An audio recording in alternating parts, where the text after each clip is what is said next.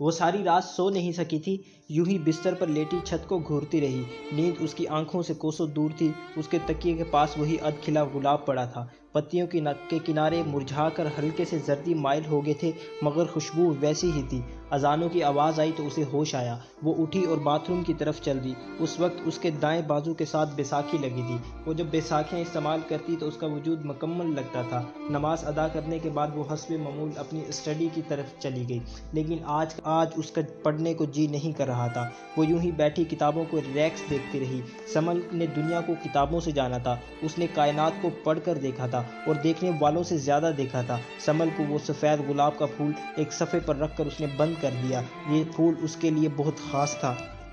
جب بھی کبھی کسی نے اس کی طرف دوستی کا ہاتھ بڑھایا، گویا ایسے لوگ گنے چنے تھے۔ وہ ہمیشہ افسردہ ہوئی۔ اسے لگتا تھا کہ وہ اس پر ترس کھا رہے ہیں، لیکن زندگی میں پہلی بار اس کا دل چاہا تھا کہ کسی سے دوستی کرنے کا۔ کسی نے اس کو سفید گلاب دیا تھا جو دوستی کی نشانی ہوتا ہے۔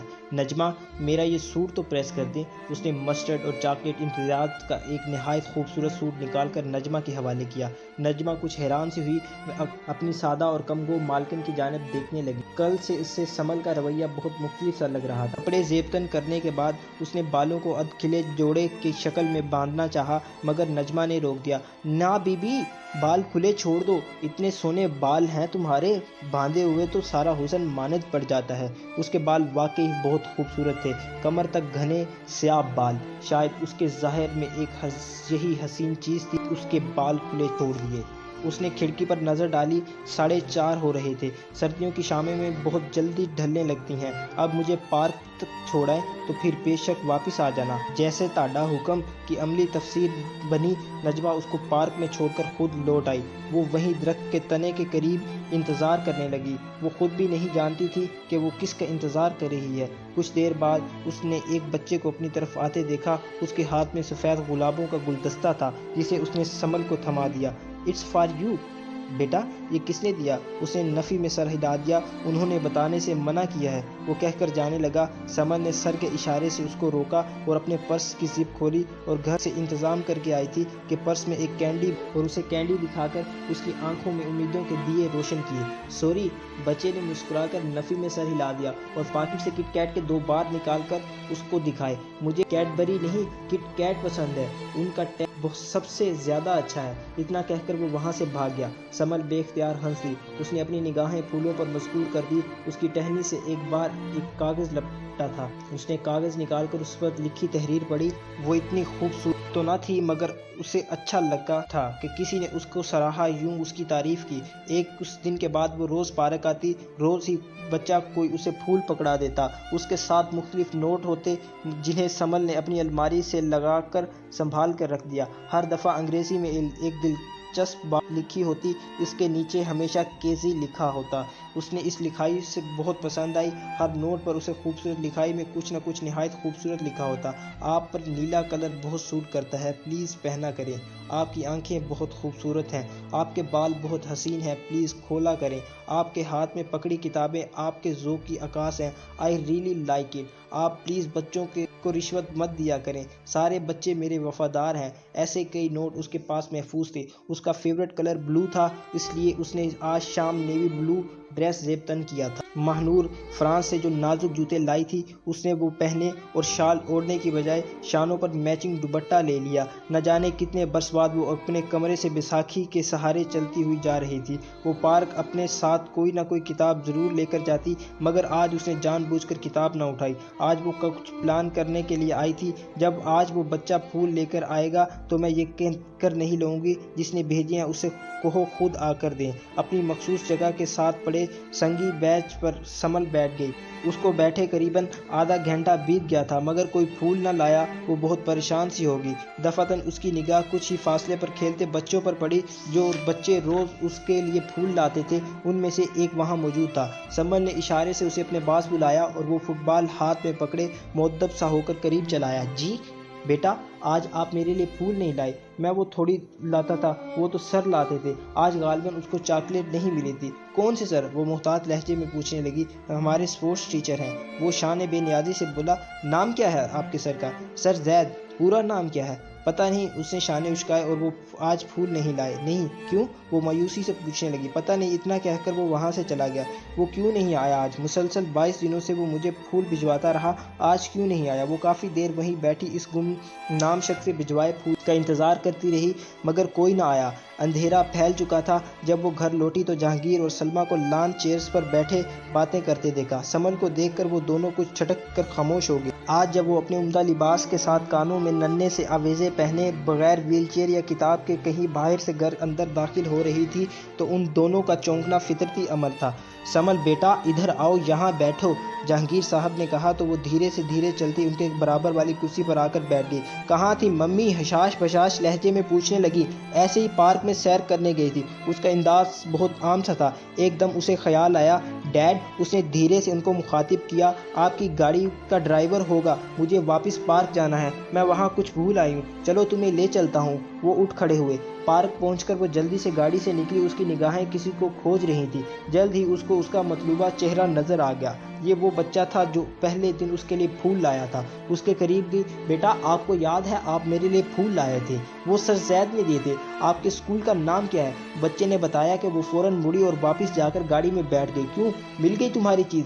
ڈیڈ نے اس کو فوری واپس اور خالی ہاتھوں سے کے پیش نظر کہا۔ جی، انہوں نے گاڑی چلا دی۔ وہ خاموش بیٹھی کچھ سوچتی رہی۔ ڈیڈ، آپ اس اسکول میں کسی کو جانتے ہیں؟ اس نے سر زید کے اسکول کا نام لیا۔ نہیں، کیوں؟ آپ اسکول کے پرنسپل سے میری اپوائنٹمنٹ لے سکتی ہیں۔ اپوائنٹمنٹ کی کیا ضرورت ہے؟ بس تم کام بتاؤ۔ وہ ڈیڈ دراصل ان اسکول میں ایک مینیجر مسٹر زید، میں کنفرم وہ ڈیڈ دراصل ان کے اسکول میں ایک اسپورٹس مینیجر ہیں مسٹر زید۔ میں نے یہ کنفرم کرنا چاہتی ہوں کہ کہیں یہ میرے ایک پرانے فرینڈس تو نہیں۔ اگر آپ مجھے ان کا فون نمبر یا ایڈریس دے دیں۔ اس نے ہچکچاتے ہوئے جھوٹ کی امیزش کے ساتھ سچ بولا۔ نو پرابلم، میں جلد ہی تمہیں بتا دوں گا، جہانگیر صاحب نے گاڑی پارک کرتے ہوئے کہا۔ سمل، ایک پیپر تمہارے ڈیڈ نے تمہارے نام فیکس کیا ہے، تم دیکھ لو۔ اگلی صبح ممی اس کے ہاتھ میں ایک کاغذ تھما کر چلے گی۔ اس نے پڑھا، سمل، سینٹ کے اجلاس میں فوری جانا ہے، تم سو رہی تھی اس لیے تمہارے ایک فرینڈ کا فون نمبر لکھ کر بھیج رہا ہوں۔ نیچے ڈیڈ کی خوبصورت لکھائی میں خرم زید کا فون نمبر لکھا تھا۔ سمل نے وہ نمبر نوٹ کر لیا، شاید اس کی ضرورت ہی نہ پڑے، اب وہ آج شام آ جائے، اس نے سوچا۔ لیکن جب وہ 5 روز تک نہ آیا تو اس نے خرم کے ایک شاگرد سے اس کے متعلق پوچھا۔ وہ تو اسکول چھوڑ کر چلے گئے ہیں، اب ہمارے نئے سر آ گئے ہیں۔ وہ مایوس ہو کر خاموش ہوگی۔ پھر کتنے ڈھیر سارے دن یوں ہی گزر گئے۔ وہ روز پارک جاتی اور اس سے ملنا چاہتی، بس ایک بار وہ خرم سے کچھ سوال پوچھنا چاہتی تھی جو پہلے دن سے ہی اس کے دماغ میں گھوم رہے تھے۔ اس کے خیالات میں مخل ہونے والی ماہنور تھی۔ وہ اپنے مخصوص انداز میں روز سے دروازہ کھول کر آئی تھی۔ اس نے اپنے دونوں ہاتھوں میں 2 ہینگر پکڑ رکھے تھے جن پر وہ 2 ڈریسز لٹک رہے تھے۔ سنو سمل، میں ان میں سے کون سا پہنوں، یلو والا یا ریڈ والا؟ یہ ماہنور کا پسندیدہ مشغلہ تھا۔ وہ نت نئے ڈریسز، جولری، جوتے لا کر نہایت معصومیت سے سمل سے پوچھتی، اور ان میں سے کون سا اچھا ہے؟ مقصد محض سمل کو اس کی محرومی کا احساس دلانا تھا۔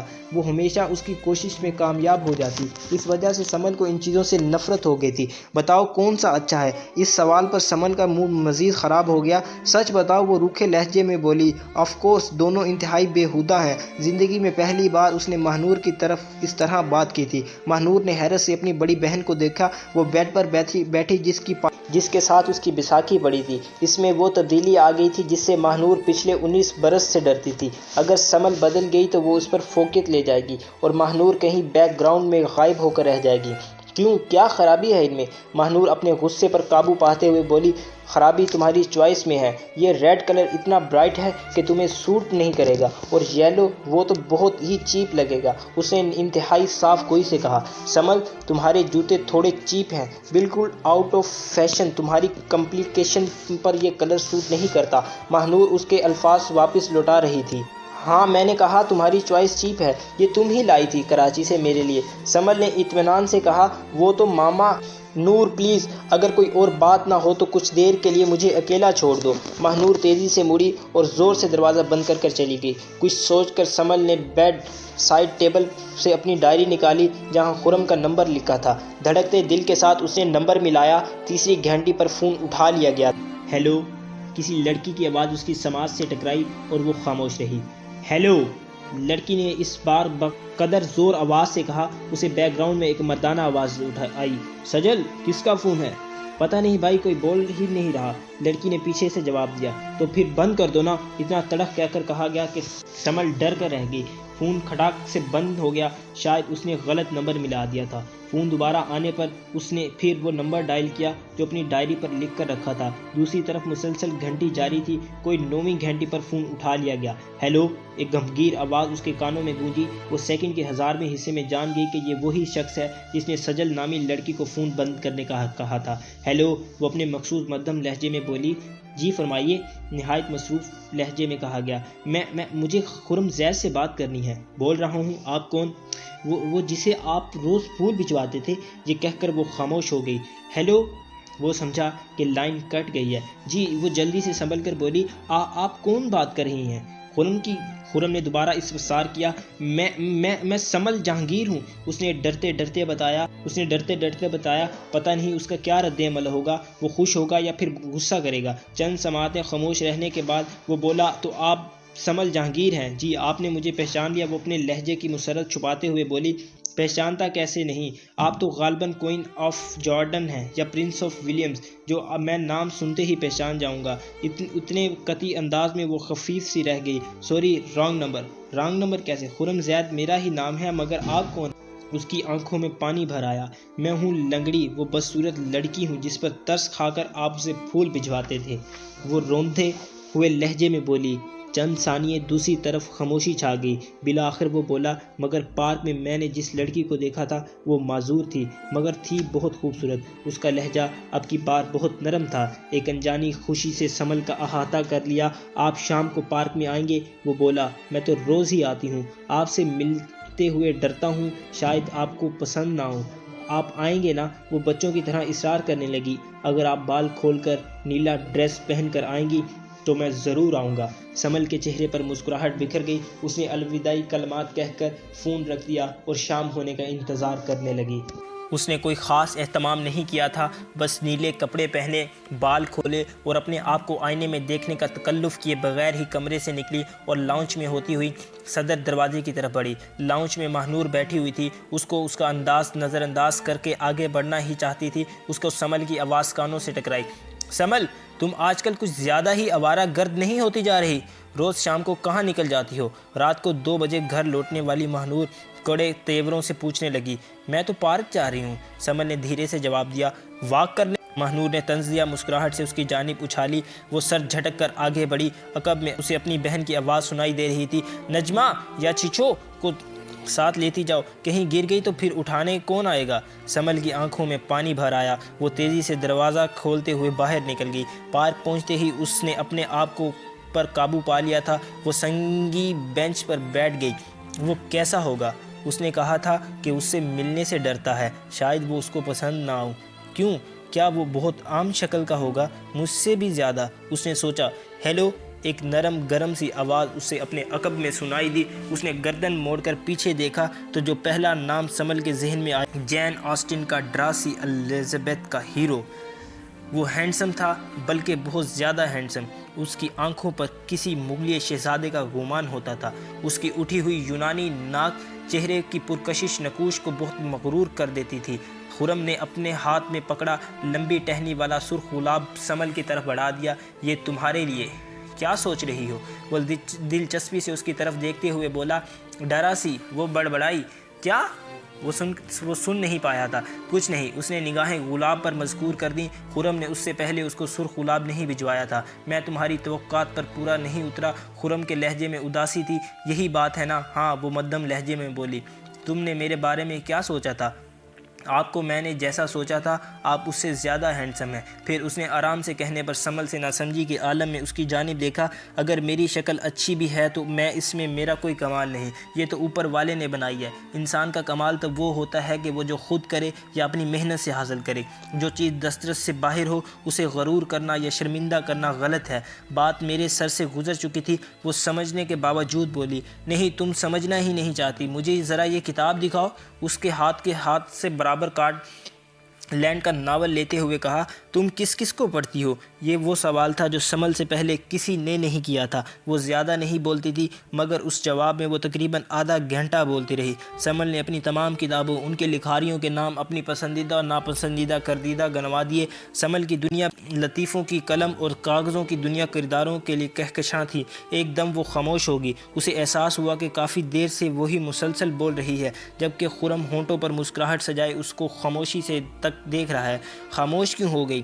وہ استفسار کرنے لگا۔ آپ کیوں خاموش ہیں؟ وہ بولی، میں تو تمہیں سن رہا ہوں، تمہاری نالج بہت اچھی ہے۔ اچھا اور بتاؤ۔ مجھے اور کچھ نہیں پتا۔ وہ مزید کچھ نہیں بولنا چاہتی تھی۔ تم بولتے ہوئے بہت اچھی لگتی ہو، میں تمہیں سننا چاہتا ہوں۔ اس کی بات پر وہ حیران سی ہو کے اسے تکنے لگی۔ اتنی حیرت زدہ کیوں ہو رہی ہو؟ میرے سر پر سینگ اگائے ہیں کیا؟ وہ بے ساختہ ہنس پڑی۔ لڑکی ہو تمہارے جیسی نہ کہ وہ کہتے کہتے خاموش ہو گیا۔ نہ کہ جیسی وہ معصومیت سے پوچھنے لگی۔ کچھ نہیں، ذہن میں کسی ناپسندیدہ شخص کا خیال آ گیا تھا۔ خرم نے سر جھٹکا۔ تم بتاؤ، تم پڑھنے کے علاوہ اور کیا کرتی ہو؟ ہاں، میرا نمبر تمہیں کہاں سے ملا؟ ایک خفیف سا تبسم سمل کے لبوں کو چھو گیا۔ اس نے سر جھکا دیا اور دھیرے دھیرے سے ساری باتیں اس کے گوش گزار کرا دیں۔ او، یہ ضرور دانیال کا بچہ ہوگا۔ وہ روزانہ میرے اسٹوڈنٹ سے مجھ سے غداری نہیں کرتے۔ وہ معصومی سے تعصف سے بولا۔ تم کیا کرتے ہو؟ وہ تکلف کی دیواریں گرا کر بولی، اسکول میں اسپورٹس ٹیچر۔ دراصل اسکول کے پرنسپل میرے ابا کے دوست سے انہوں نے مجھے فٹ بال کھیلتے دیکھ کر جھٹ آفر قرار ڈالی اور میں بھی فی سبیل اللہ جاب شروع کر دی۔ پھر چھوڑ کیوں دی؟ مجھے کوئی باقاعدہ جاب شروع کرنا ہے۔ میرا رزلٹ آنے میں ابھی دیر ہے، تب تک کوئی چھوٹا موٹا کام ڈھونڈ رہا ہوں۔ کیوں؟ وہ معصومیت سے پوچھنے لگی۔ کیوں؟ میں بھوکا نہیں مرنا چاہتا سمل بی بی، مجھے گھر کا خرچہ بھی چلانا ہے۔ او، اس کے منہ سے نکلا، تو تم روز مجھے پھول بھجواتے تھے، پھر بھی پچھلے کافی دنوں تک تم نظر نہیں آئی، کہاں تھے؟ وہ دانستہ موضوع بدل گئی۔ بس کچھ مسائل تھے، اس نے دن میں میری ویل چیئر کافی دیر تک چلائی تھی۔ وہ ہنس پڑا۔ تمہیں میرے گھر کیسے پتہ چلا؟ اس سوال پر خرم نے قدر گڑبڑا کر اس کا جواب دیا۔ گھر کا کیا مطلب؟ تم نے مجھے میرے گھر کے قریب چھوڑا تھا۔ جس گیٹ کے قریب میں نے تمہیں چھوڑا تھا وہ تمہارا گھر تھا؟ ہاں، خرم نے نفی میں سر ہلا دیا۔ مجھے نہیں معلوم کہ وہ تمہارا گھر تھا۔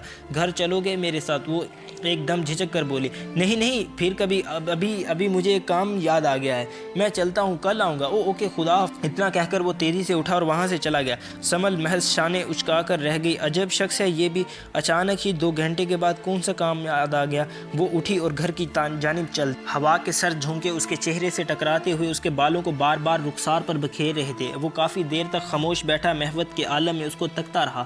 خرم، تم آج تو میرے گھر چلو۔ میں پچھلے 1 ہفتے سے روز تمہیں گھر چلنے کا کہتی ہوں مگر ہر دفعہ تم ٹال دیتے ہو، کیوں؟ ارے میں نے کب ٹالا؟ میں تو ویسے ہی ایک اس نے فکرہ ادھورا چھوڑ دیا۔ بس تم مجھ سے میرے گھر چل رہے ہو؟ سمل کا لہجہ حتمی۔ اوکے باس، جیسے آپ کا حکم۔ وہ خوش دلی سے مسکرا دیا۔ صدر دروازے سے اندر داخل ہوتے ہوئے سمل جہانگیر خرم کے چہرے پر موجودہ الجھن دیکھ نہ پائی تھی کہ لاؤنج میں دیوار پر سلور فریم میں نصب ماہنور کی تصویر کو وہ چند سیکنڈ غور سے دیکھتا رہا، پھر سر جھٹک کر سمل کے پیچھے چل دیا جو اسے اپنے کمرے کی طرف لے کر جا رہی تھی۔ یہ ہے میرا کمرہ، ادھر۔ اس نے کمرے سے ملحقہ دروازہ کھول دیا۔ ادھر میری اسٹڈی ہے۔ وہ حیرانی سے کتابوں سے بھری لائبریری کو دیکھ رہا تھا۔ او، تو تم نے ان میں کتنی پڑھ رکھی ہیں؟ اس نے استفسار پر سمل کے قدرے شرمندہ ہو کر تقریباً ساری۔ تو تم بڑے کام کی لڑکی ہو بھائی۔ وہ بے ساختہ ہنس پڑی۔ پھر کتنی ہی دیر وہ 2 مختلف کتابیں دیکھتے رہے، ان پر تبصرے کرتے رہے۔ وقت بہت اچھا گزر رہا تھا۔ اکٹھے بیٹھ کر ہنسنا، باتیں کرنا وہ سمن کی زندگی کے خوبصورت ترین لمحات تھے۔ بٹلر چائے کے ساتھ کافی سارے لوازمات بھی لے کر آیا تھا مگر خرم نے کسی چیز کو ہاتھ نہ لگایا۔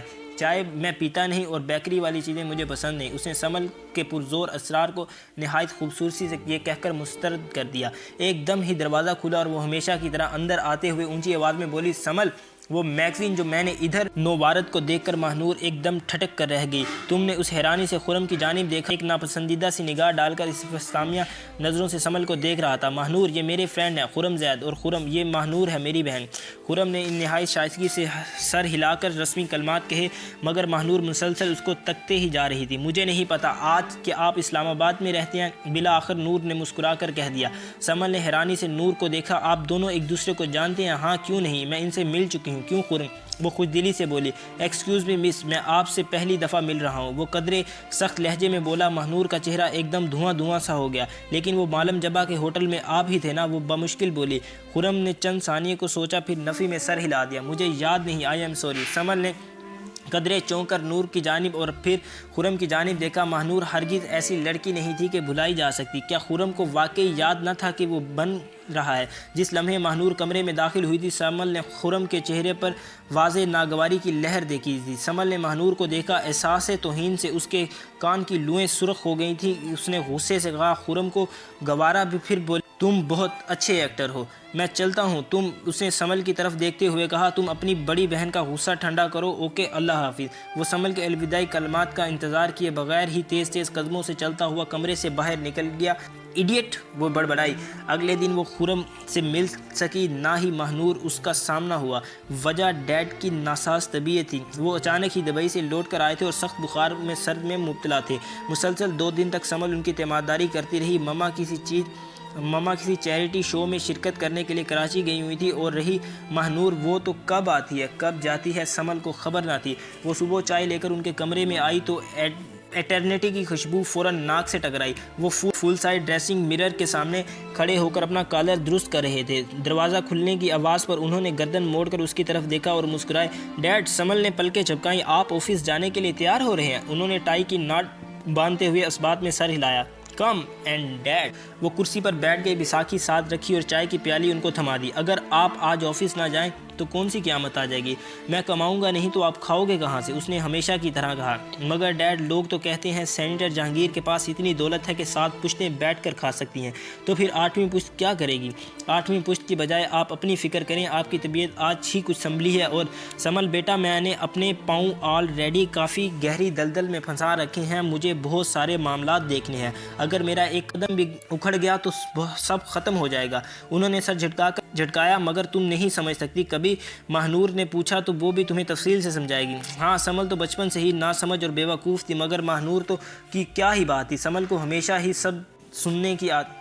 اس نے ڈیڈ کی جانب دیکھا۔ وہ کہہ رہے تھے کہ میں بزنس میں اتنی محنت تب کروں گا جب ماہنور یہ سب کچھ سنبھالے گی۔ یہ بات بچپن سے ہی پورے گھر بلکہ آدھے اسلام آباد کو معلوم تھی کہ سینیٹر جہانگیر کی چھوٹی بیٹی ماہنور جہانگیر کی بزنس سنبھالے گی۔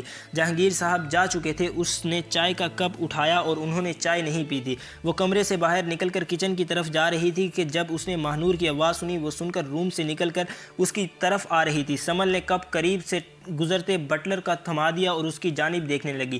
سمل، مجھے تم سے ایک ضروری بات کرنا ہے۔ ہاں بولو۔ وہ وہیں لاؤنج میں ایک صوفے پر بیٹھ گئی۔ ماہنور اس کے مقابل آ کر بیٹھ گئی۔ مجھے خرم کے بارے میں بتاؤ۔ اس کے بارے میں کیا بتاؤں؟ سمل نے اچانک افتادہ قدرے بکھلا کر ماہنور کو دیکھا۔ تم اسے کیسے جانتی ہو؟ میں اسے پارک میں ملی تھی۔ دھیرے دھیرے اس نے ماہنور کو ساری باتیں بتا دیں۔ اوہ، تو یہ بات ہے۔ ماہنور بمشکل مسکرائی۔ تمہیں وہ اچھا لگتا ہے؟ سمل نے نگاہیں میز پر رکھے ایک کرسٹل کے گلدان پر مسکور کر دی۔ ماہنور کو ایک دم اپنی معمولی شکل و صورت والی بہن بہت حسین لگی، اتنی حسین کہ اس کے حسن کے آگے ماہنور کا وہ اپنا وجود کمتر محسوس ہونے لگا۔ سمل کی گندمی رنگ پر سچی خوشی کی ایک لہر ہی کتنی رونق سجا دی تھی۔ چہرے پر مصنوعی مسکراہٹ اور دل میں کینہ بھرے وہ سمل سے مخاطب ہوئی۔ کیا تمہیں اس سے محبت ہو گئی ہے؟ پتہ نہیں، مگر مجھے وہ اچھا لگتا ہے۔ بہت دور کی مت سوچنا، وہ آلریڈی کسی کے ساتھ کمیٹیڈ ہے۔ سمل نے سر اٹھا کر حیرانی سے اس کو دیکھا۔ میں جب مالم جبہ گئی تھی تو اس کو وہاں دیکھا تھا۔ اس کے ساتھ وہ ایک لڑکی بھی تھی، شاید کوئی۔ ماہنور بظاہر لاپرواہی سے کہتی ہوئی اٹھ کر کھڑی ہوگی۔ اس نے جانے کافی دیر تک سمل وہیں صوفے پر گمسم بیٹھی رہی۔ تو کیا اس کی زندگی میں میرے علاوہ کوئی اور لڑکی بھی ہے جو اس کے ساتھ مالم جبہ تک گئی تھی؟ اوہ، میں کتنی ہی بیوقوف ہوں جو دوستی جیسے جذبے کو محبت کے ساتھ مشروط کر بیٹھی۔ اگر اس کی زندگی میں کوئی اور لڑکی ہو بھی تو مجھے اس سے کوئی فرق نہیں پڑتا۔ اس کی زندگی میں 1000 لڑکیاں آئیں گی جائیں گی، میری صحت پر کوئی اثر نہیں پڑے گا۔ اپنے آپ کو دلیلیں دینے کے باوجود بھی اس کی آنکھوں کے کنارے بھیگ گئے۔ سمل نے چہرے سے بال ہٹائے اور میز پر رکھا کیچر اٹھا کر انہیں سختی سے اس پر کس دیا۔ بیساکھی کے سہارے اپنے غیر ضروری وجود کو گھسیٹتی ہوئی وہ پارک میں داخل ہوئی تو وہ ہمیشہ کی طرح خرم کو سنگی بینچ پر بیٹھا دیکھا۔ اس کے ہاتھ میں ایک کھلا گلاب تھا جسے وہ بے چینی کے عالم میں دونوں ہتھیلیوں کی طرف گھما رہا تھا۔ سمل کے چہرے پر نظر پڑتے ہی اس کی آنکھوں میں دیے جل اٹھے۔ سمل، وہ مسکرا کر اس کی دلنشین مسکراہٹ نے اس کے چہرے کے نقوش کو مزید خوبصورت بنا دیا۔ کیسی ہو؟ وہ دھیرے سے بولا۔ ٹھیک ہوں، عام سے لہجے میں کہتی ہوئی اس کے برابر آ بیٹھی۔ خرم نے خرم نے ایک ساتھ اور اس کے چہرے کو بغور دیکھا، پھر نگاہیں اس کے بالوں پر پھسل گئیں جنہیں اس نے آدھ کھلے چھوڑنے کی شکل میں باندھ رکھا تھا۔ وہ چند لمحے یوں ہی ان پر سوچ نگاہوں سے دیکھتا رہا مگر بولا کچھ نہیں۔ کیا سوچ رہی؟ اس نے پوچھا۔ وہ ہولے سے مسکرا دیا۔ ماہنور تمہاری چھوٹی بہن ہے کہ بڑی؟ اس کے سوال پر کافی حیران ہوئی۔ اسے یاد آیا کہ 2 روز پہلے جاتے سمے خرم نے اس سے کہا تھا کہ وہ اپنی بڑی بہن کا غصہ ٹھنڈا کرے، وہ چھوٹی ہے۔ خرم کی مسکراہٹ مزید گہری ہو گئی۔ میری چھوٹی بہن اگر مجھ سے غلط بیانی کرے تو میں رکھ کر ایک لگا دوں کہ تم ہو کیا؟ وہ کچھ الجھ کر بولی۔ کچھ نہیں۔ وہ ہنسا اور سر جھکا لیا۔ سمل کو اس کی ہنسی بہت تلخ لگی تھی۔ بتاؤ کیا کہہ رہے تھے؟ وہ خرم نے سر اٹھایا۔ سچ سچ بتانا سمل، تمہیں ماہنور نے میرے متعلق کچھ کہا ہے؟ وہ اپنے آپ کو کل سے جو سبق دے رہی تھی اسے ڈھلتی شام کو سنگی بینچ پر خرم کے قریب بیٹھے وہ سبق اس کو بھول گیا۔ اس نے اپنے آپ کو کہتے سنا، وہ لڑکی جو تمہارے ساتھ مالن جبہ میں تھی وہ کون تھی؟ اپنے اندازے میں یقین دہانی پر وہ جی بھر کر ہنسا اور بولا، چلو تمہارے گھر چلتے ہیں۔ ماہنور ہوگی نا گھر پر؟ میں آئی تھی اور وہ لان میں بیٹھی تھی۔ اب ہوگی شاید۔ سمل اٹھتے ہوئے بولا۔ ماہنور گھر پر ہی تھی، البتہ لان کے بجائے لانگ روم میں بیٹھی فون پر کسی سے باتیں کر رہی تھی۔ ان دونوں کے اندر داخل ہوتے دیکھ کر وہ ایک دم چونک اٹھی، پھر ایک مسکراہٹ سے ان کے لبوں کا احاطہ کر لیا۔ فون بند کر کے وہ اٹھی اور نہایت خوش دلی سے خرم کا استقبال کیا۔ وہ دونوں اکٹھے ہی صوفے پر بیٹھ کے جبکہ ماہنور اپنی پسندیدہ چیئر پر برجمان ہو گئی۔ سی گرین اور ایکوا کلر کے فٹڈ بلاؤز اور ٹخنوں پر کافی اوپر آنے والی جینز میں ملبوس وہ ہمیشہ کی طرح خوبصورت لگ رہی تھی۔ سمل آپ کی بہت تعریف کرتی ہیں۔ خرم نے اپنے چہرے پر ایک دل نشین مسکراہٹ بکھیرتے ہوئے آغاز کیا۔ جواب میں ماہنور کھلکھلا کر ہنسی۔ اس نے ہنسنے کے انداز میں اس کے حسن کا ایک دم ہی کتنا کم کر دیا تھا۔ کیا کرتی ہیں؟ لائف انجوائے کرتی ہوں۔ کالج میں پچھلے 2-2.5 مہینے سے نہیں گئی، اب دوستوں کے ساتھ گھومتی ہوں۔ سوئمنگ، رائڈنگ، ٹینس اور سیر کے علاوہ میں اسکائنگ ایکسپرٹ بھی ہوں۔ وہ یہ فخریہ لہجے میں بولی۔ اوہ، خرم نے تفسیس انگاز لہجے میں پوچھا۔ کافی بے مقصد زندگی ہے آپ کی۔ تو میں سمجھا تھا آپ سمل کی طرح پڑھی لکھی اور قابل لڑکی ہوں گی، مگر آپ ہی بگڑی بچی کی طرح اپنے آپ کو ضائع کر رہی ہیں۔ سمل تم سمجھاتی کیوں نہیں اپنی بڑی بہن کو؟ سمل میری بڑی بہن ہے، میں چھوٹی ہوں، ماہنور نے تڑق کر کہا۔ سمل بڑی ہے؟ خرم نے یوں ظاہر کیا جیسے اس پر حیرتوں کے پہاڑ ٹوٹے ہیں۔ مگر شکل سے تو آپ بڑی لگتی ہیں۔ پھر وہ سمل کی طرف مڑا اور اس کا چہرہ بغور دیکھا۔ سمل کے چہرے پر کافی معصومیت اور سادگی ہے، جبکہ آپ کے چہرے وہ ماہنور کو بولنے کا موقع دیے بغیر ہی بے لاگ تبصرے کیے جا رہا تھا۔ میں تو یہ سمجھتا رہا کہ سمل آپ سے چھوٹی ہے، مگر خیر چھوڑیں وہ۔ ہاں سمل، اس نے مخاطب کرتے ہوئے کہا، تم کس لڑکی کا پوچھ رہی تھی؟ کب؟ ابھی پارک میں تم کسی لڑکی کا پوچھ رہی تھی، وہ جو مالم جبہ میں تھی۔ ماہنور کے چہرے کا رنگ ایک دم اٹھ سا گیا اور اس کے وہم و گمان میں بنا تھا کہ اس کا جھوٹ اتنی جلدی پکڑا جائے گا۔ خرم، وہ دراصل جو لڑکی مالم جبہ میں آپ کے ساتھ تھی وہ کون تھی؟ سمل دھیرے سے بولی۔ میرے ساتھ؟ وہ مزید حیران ہو گیا۔ بھائی میں تو اپنی یونیورسٹی کے دوستوں کے ساتھ مالم جبہ کے ٹور پر گیا تھا، میرے ساتھ تو کوئی لڑکی نہیں تھی۔ ماہنور، آپ وہاں پر موجود تھیں، آپ نے بھلا کسی لڑکی کو میرے ہمراہ دیکھا تھا؟ نہیں، آپ اکیلے تھے، ماہنور نے تھوک نگلتے ہوئے کہا۔ سمل کو یاد آ گیا کہ پچھلی ملاقات میں خرم یہ ماننے سے انکار کر دیا گیا تھا کہ وہ ماہنور سے ملا تھا، اور اب وہ اس بات کا اقرار کر رہا تھا۔ سن لو، میں اکیلا تھا، تمہیں کسی نے یہ انفارمیشن پہنچائی ہے؟ وہ سمل سے جرا کرنے کے موڈ میں نہیں تھا۔ نور نہیں کہا تھا تو میں ایک مذاق کیا تھا۔ سمل بھی نہ بس اتنی سی عقل کی ہے، اس نے تو مذاق ہی کیا تھا، جائے تو بہتر ہے۔ تو میں نے تو مذاق کیا تھا۔ سمل بھی بس اتنی سی عقل ہے اس میں، اس سے تو مذاق نہ ہی کیا جائے تو بہتر ہے۔ اپنی شرمندگی کو چھپانے کے لیے ماہنور نے سارا ملبہ سمل پر گرانے کی کوشش کی۔ ایکسکیوز می مس ماہنور، جہانگیر، وہ تنبیہ کرتے ہوئے بولا، آپ اپنی بہن سے کسی اور متعلق اجزا مذاق کی کچھ بھی نہیں کہہ سکتی، مگر اپنی ذات پر ایک لفظ بھی برداشت نہیں کرتا، سمجھیں آپ؟ وہ سخت لہجے میں بولا۔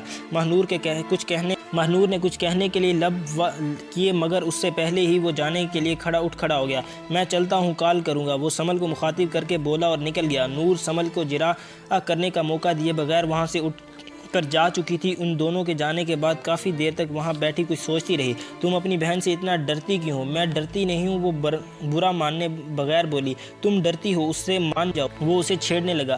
ڈرتی تو نہیں میں وہ خاموش ہو گئی اور خرم نے اپنا ایک جملہ مکمل کر دیا۔ بس تم اس سے متاثر ہو۔ سمل نے اس بات میں سر ہلا دیا۔ کیونکہ وہ بہت اچھی ہے۔ سمل نے اپنے تئیں اب ایک ٹھوس دلیل دی۔ کہیں سے بھی نہیں، میں نے اپنی پوری زندگی اتنی فضول لڑکی نہیں دیکھی۔ فضول نہیں تو اس میں بہت سی خوبیاں ہیں۔ خرم نے آستینے چڑھاتے ہوئے، تم ذرا اس کی خوبیاں گنواتی جاؤ، وہ بہت پریٹی ہے، اس میں 40% کمال اللہ تعالیٰ کا ہے اور 50% daily exercise, manicure, facial, pedicure, massage وغیرہ کا ہے، 10% میک اپ کا، اور اب اس کا اپنا کا کوئی کمال نہیں۔ وہ بہت سمجھدار ہے۔ چلاک کو ہو، وہ نحوس سے بولی۔ وہ میری بہن ہے، بہت اچھی ہے، وہ تم سے جلتی ہے، کافی حاسد مزاج تمہاری بہن۔ سمل کو حیرت ہوئی کہ حاسد مزاج چلتی ہے، وہ بھی مجھ سے نہیں، میرے پاس کیا ہے اس میں وہ جلے۔ تمہیں اپنے ادھورے ہونے کا اتنا کمپلیکس نہیں ہے جتنا اپنی شکل کا ہے۔ تم سمجھتی ہو وہ بہت خوبصورت ہے تو وہ بہت سپر ہے۔ تم بقول تمہارے بس صورت ہو، تم کم نہیں ہوگی۔ تم میرے نزدیک تو تم دنیا کی حسین ترین لڑکی ہو۔ پلیز سمل، دنیا کو فیس کرنا سیکھو، اپنے آپ کو چینج کرو۔ تم خود کو ہی اس گوارا سمجھو گی تو دوسرے اپنی ہمت کیسے کریں گے تمہیں اچھا سمجھنے کی؟ تم آج بہت ہینڈسم لگ رہی ہو۔ اس کی تقریر کا یہی جواب تھا سمل کے پاس۔ میں ہینڈسم نہیں، ٹھیک ہوں، بہت سی خامیاں ہیں، کمزوریاں ہیں مجھ میں۔ تم بہت مشکل باتیں کرتے ہو، میرے سر کے اوپر سے گزر جاتے ہیں۔ کبھی کوئی آسان بات بھی کیا کرو۔ وہ احتجاج زندگی میں آسانیاں ان لوگوں کو ملتی ہیں جو منہ میں سونے کا چمچ لے کر پیدا ہوتے ہیں، ہم جیسے 14 گریڈ کے افسروں کے بچوں کو نہیں۔ وہ تلخ لہجے میں بولا، میرے ابا نے ساری زندگی ایمانداری سے کام کیا، کبھی ہمارے منہ میں حرام رزق نہیں ڈالا۔ اب ان کی وفات کے بعد ہمیں ان کی پینشن کا جائز روپیہ بھی نہیں مل رہا۔ میں صرف MBA ہوں، لمز کا نہیں بلکہ ایک عام سے ادارے کا۔ بھلا مجھے کون جاب دے گا؟ اگر میں اکیلا ہوں تو اور کوئی بات نہیں، مگر مجھ سے چھوٹی 5 بہنیں ہیں جن کی شادی بھی مجھے ہی کرنا ہے، بلکہ میرے پاس تو اتنی رقم بھی نہیں ہے۔ وہ بولتے بولتے اس کا سانس پھول گیا، وہ مصلحتاً خاموش ہو گیا۔ تم تو پہلے کبھی نہیں بتایا تھا کہ اتنے مسائل کا شکار ہو۔ اچھا یہ بتاؤ فی الحال تمہارے پاس کوئی جاب ہے کہ نہیں؟ نہیں، خرم نے سر جھکا لیا۔ تمہارا میجر سبجیکٹ کیا ہے؟ وہ سوچتے ہوئے بولے، ہوٹل مینجمنٹ۔ مگر کیوں؟ پھر تو کوئی مسئلہ ہی نہیں ہے، ڈیڈ کے کئی بزنس ہیں، وہ ہوٹل کے بزنس میں بھی میں ڈیڈ سے بات کرتی ہوں، تمہیں ان کے کسی بھی ہوٹل میں آسانی سے جاب مل جائے گی۔ سفارش کیا؟ وہ حیرانی سے اس کو دیکھنے لگی۔ سوری، میں شارٹ کٹ پر بھروسہ نہیں کرتا، مجھے سفارش والی جاب نہیں چاہیے۔ اس نے سر جھٹکایا۔ تم غلط سمجھ رہے ہو، میں نے یہ نہیں کہہ رہی کہ تمہیں ڈائریکٹر جنرل مینیجر لگوا دوں گی۔